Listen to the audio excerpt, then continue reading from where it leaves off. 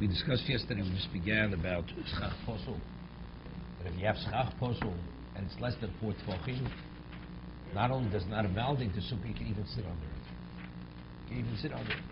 But if you have schach posel, which can be up to 4 amos, if it's associated with the vertical wall, and you put schach in the middle with the sukkah, it's valid because based on the principle of dofen akuma. And the Mechaber says dofen akuma is haloch lo b'shmi. That's the principle of dofen akuma. So we're only 192. We're still in the Mechaber. But he says, of course, but you can't sleep under the wall. If you have this center of the ceiling falls out and you cover with schach, and if you measure from the vertical wall to the center to the schach, it's, let's say, 3 feet in every direction, it's valid. Right? It's 5 feet in every direction is valid.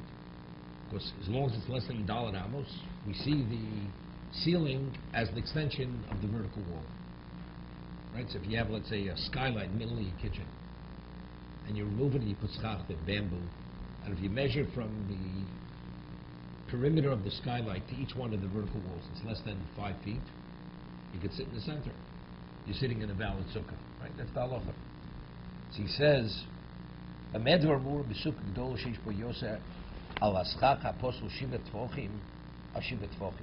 saying, well, we say that you could, if you have schach posel, which is less than 4 tefachim, it doesn't validate the sukkah. We're speaking that's a large sukkah which you have sufficient schach. You have 7 by 7. So if you have that amount, anything that's associated with it is subsumed by that kosher schach. It's not subsuming like bittul, but it's the same. It's secondary to it. It loses its identity. But if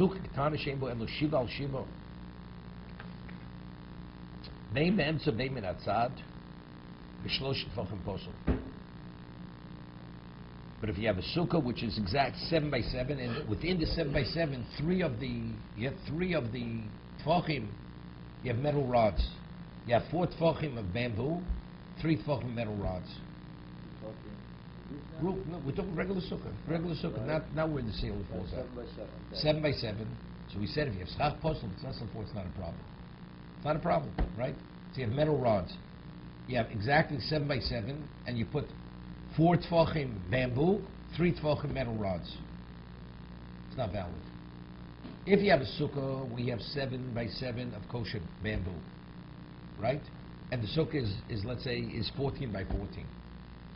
So you're starting off with a valid number, 7 by 7. And then you add schach posel up to 4, it doesn't validate the sukkah. You can even sit under that schach posel.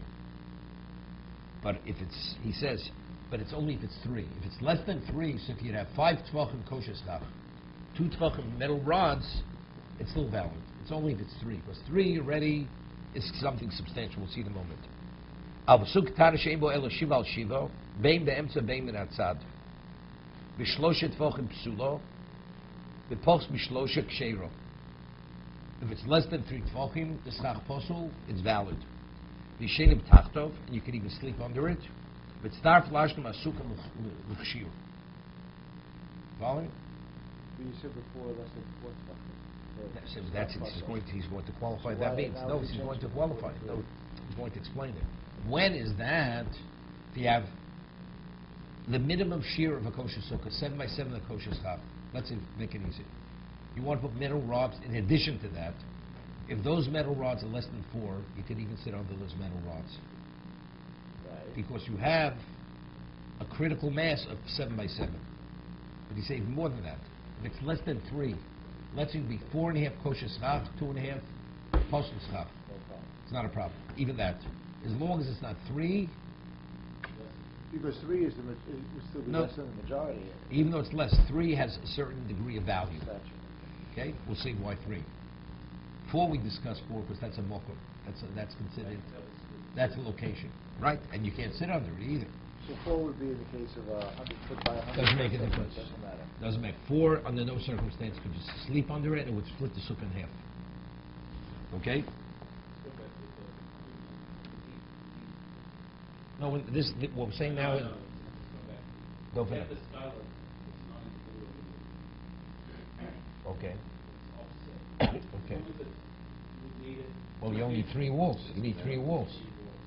So as long within 3 walls, the ceiling is it's less than Dalet Amos to the vertical wall, you're okay. You can sit there.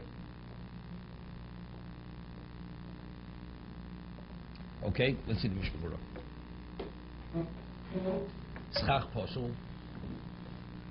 Ein Leil Sim Tov Reish Chav Tes Mal Nikra Schach Posel. Okay, we discussed what exactly is Schach Posel. Be'emtza Barbo Tvochim. Hainu Sheholech Shir Arba Tvochim Apnei Kol HaSukkah. Sheish Lo Shalosh Tfanos. Speaking about you have a sukkah with only 3 walls. So if you have now Schach Posel straight across, 4 Tvochim of metal rods. Right?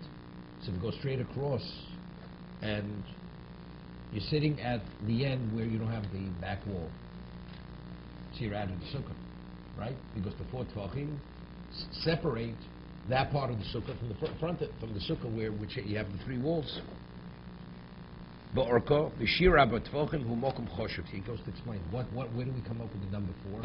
4 tvachim, because that's mokum choshev and haflik.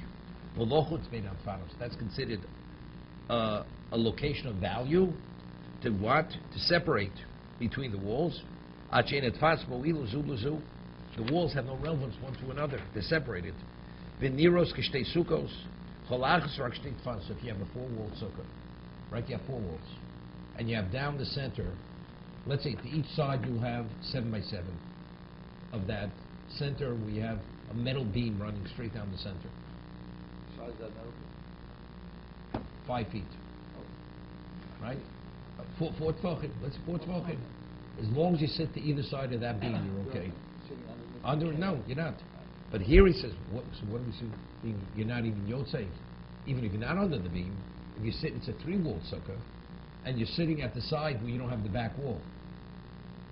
So if that isn't the case, you have a problem. Well, let's say you have a sukkah, which is, no, it's okay, because somebody said, you have a sukkah which is on one side it'll be 7 by 7. The outer side, regardless, it's less than 7 by 7, right? The outer side is less than the 7 by 7, or it can be 7 by 7, but you only have 2 walls, because the Schach Posel cuts those 2 walls off from the back wall, right? That's called the chatzitza. The sukkah is actually broken right in half. Okay.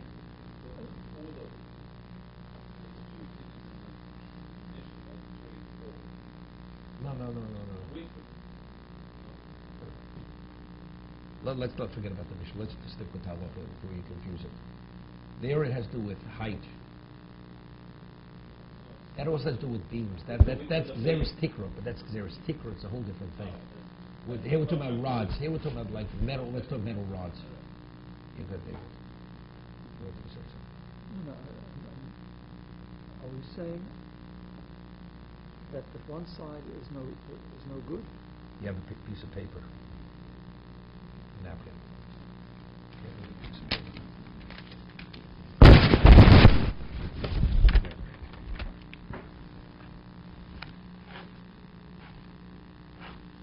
Okay, you have this is, let's say, 15 by 15 feet, right? Now you have this, a metal rod going straight down, which is 4 tvachim.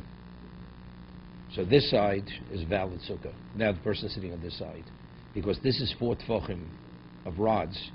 This, he's sitting in an area which only has 2 walls, because the sukkah is actually divided. That's what we're saying. And that's no good. It's no good. 2 walls is not a sukkah, even though you have kosher schach over your head. But over here is good. This side is not a problem. No, you have to work it out, right? If you work it out that the third side, so you'd have to put something at the back end, at the other end. But in this situation, it's not valid.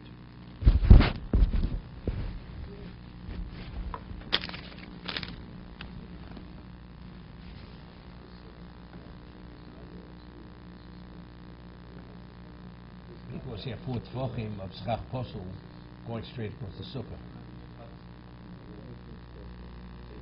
I know very often, in the sukkah, we sit in the sukkah, let's say usually a deck. So you have a beam actually nailed in, right?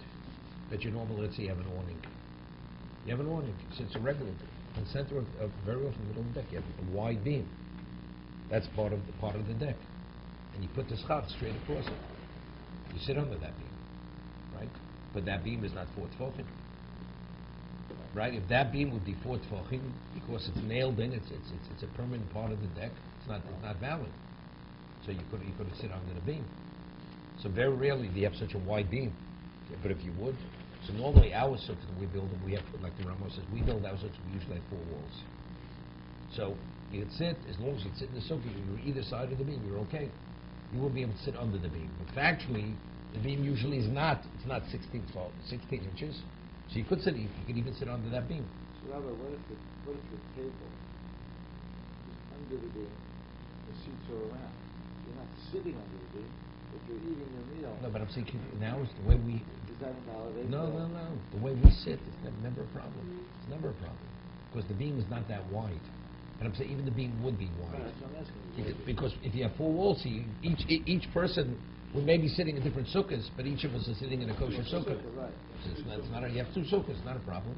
By invalidating the spot underneath, which would be the middle of your table. So that splits it in half. Oh, so you're sitting in one sukkah, I'm sitting in another sukkah. We're both sitting in a sukkah.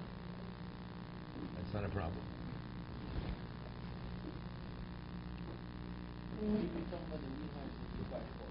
No, it's more than, very often, it could be more than a 2x4. More than 2x4. Usually, if you're built in a deck, the way a deck is built, it's wider than 2x4. Sukkahs we use to No. You have things going across the top.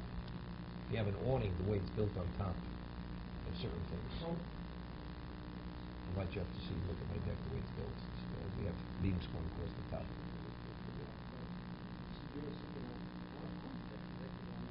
I understand that, but on the roof, there's a roof to the deck. You have certain beams that go across the center. First of all, if you have a very wide deck, even to support the schach, when you span it, you have a center beam which holds it. And that, by me, is built in. It's built in for other reasons. But we use that as the supporting beam that supports the schach. Schach needs a very strong beam to hold it if you have a lot of schach on the sukkah. Right? It's heavy, bamboo poles.